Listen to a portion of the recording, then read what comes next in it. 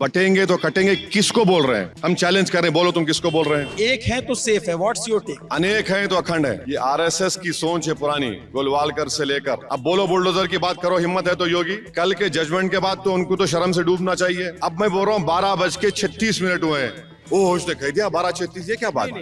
एक होता है, आपने बोला 12:36, एक आपने कहा 15 मिनट बाकी है और फिर पब्लिक चेयर कर रही है। देखिए मैंने कहा कि अभी 15 मिनट बाकी है और मीडिया को कहा कि 9:45 और घड़ी देखो। चील उड़ी तो बोलेंगे भैंस उड़ी। ये कैसी बात है? बोलिए आप। निकाह होना चाहिए, निकाह के बाद औलाद जब पैदा होगी, अब्दुल्ला होगा या फातिमा होगा, जब डिसाइड करेंगे नाम रखना, तो 20 तारीख को निकाह होगा। 23 को क्या नतीजा आएगा जब देखेंगे।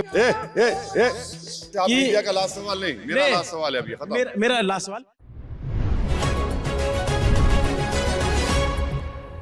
नमस्ते, अभिनव पांडे नाम है मेरा और ललन टॉप की टीम चुनाव यात्रा पर है। चुनाव यात्रा महाराष्ट्र के संभाजी नगर, जिसको पहले औरंगाबाद के नाम से जाना जाता है, वहां पर है। असदुद्दीन ओवैसी अपनी पार्टी का प्रचार कर रहे हैं। यहाँ पे इनको जो दूसरी बड़ी सफलता मिली थी हैदराबाद के बाद, उसको कहा जाता है औरंगाबाद से इनका एमपी बना। अतः साहब, कैसा चल रहा है चुनाव प्रचार? क्या लग रहा है इस बार माहौल? नहीं, हम काफ़ी मुतमईन हैं, एतमाद है इंशाअल्लाह ताला। औरंगाबाद की इन दोनों विधानसभा की सीट पर यहाँ की आवाम नासिर सिद्दीकी साहब को और इम्तियाज़ जलील साहब को अपना नया आमदार इलेक्ट करेगी। वैसे साहब, एक चीज़ जानना चाहती पब्लिक कि पिछली बार आपके कैंडिडेट ज़्यादा थे। महाराष्ट्र के इलेक्शन में 44 सीटों पे आप लड़ रहे थे, इस बार आप सिर्फ 16 सीटों पे ही कैंडिडेट दिए। अब ऐसा है ना कि ज़्यादा लड़े तो क्यों लड़े, कम लड़े तो क्यों कम लड़े, तो अब इसका तो कोई जवाब नहीं है। पार्टी अपनी स्ट्रेटजी के लिहाज से, अपने फीडबैक के लिहाज से डिसीजन लेती है। तो मीडिया को और हमारे जो अपोनेंट्स हैं उनको बड़ा तजस्सुस रहता है, क्यूरोसिटी रहती है। भाई हमारी पार्टी का फैसला है, हम हरियाणा नहीं लड़े, समझे ना? तो ऐसा है। अब की बार आप जो है कम सीटों पे चुनाव लड़ रहे हैं, लेकिन आप ये एक बात मुझे बताइए साहब कि बी पार्टी वाला तमगा पीछा छोड़ रहा है कि अभी भी वो सवाल? नहीं, हम तो अला ऐलान कह रहे हैं कि हमने कमला हैरिस को हराया और ट्रम्प को जिता दिया।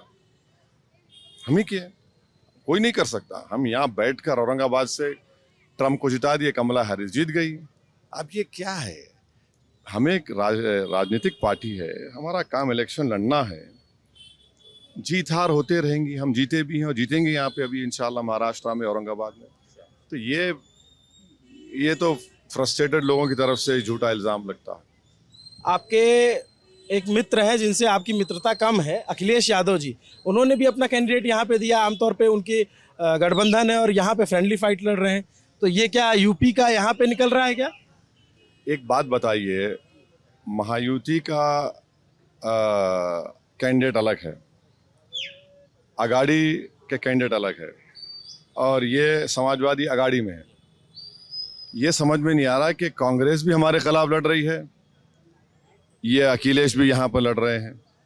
ये कौन सा इनका अगाड़ी है? फिर मालेगांव में भी इनका कैंडिडेट है, एसपी का भी कैंडिडेट है, जहाँ पर हमारे एमएलए हैं। धूलिया में फारूक शाह एमएलए हैं, वहाँ पर भी उनका अगाड़ी कैंडिडेट है और एसपी का कैंडिडेट है। इससे साफ ये जाहिर हो रहा है कि ये नहीं चाहते कि यहाँ से औरंगाबाद की इन दोनों विधानसभा से, मालेगांव और धूलिया से और भिवंडी वेस्ट से एमआईएम पार्टी कामयाब हो जाए। तो ये तो विचारों की फ्रस्ट्रेशन है, कुछ होने वाला नहीं है। बदतरीन तरीके से लोग हारने वाले हैं, देखना है, इनको ज़माने भी नहीं बचा पाएंगे इंशाल्लाह। अच्छा, एक बात ये मैं जानना चाहता हूँ कि जो पॉलिटिकल अभी रिमार्क्स आ रहे हैं, और खास करके आपका एक बयान आया और एक देवेंद्र फडणवीस जी का बयान आया, आपने सुना वो बयान उनका, जिसमें उन्होंने कहा कि औरंगजेब की विरासत पे कुत्ता भी पेशाब नहीं करेगा, इस टाइप का बयान दिया और आपने भी जवाब दिया। तो इस पे आप लोग इस तरह की फाइट क्यों है? भाई कोई मेरा नाम लेके बोलेगा तो मैं कर्जा बाकी रख लूँ? आप बताइए, कोई ललन टॉप को अनाप शनाप बक देगा तो आप अपने तरीके से क्लैरिफिकेशन देंगे ना। और चुनाव का माहौल है, एक शख्स जो मुख्यमंत्री रह चुका है, अभी डिप्टी चीफ मिनिस्टर है और होम मंत्री है, और वो हमारा नाम लेता है, तो हम उनको जवाब ये दिए कि हमारा नाम क्यों ले रहे फडणवीस?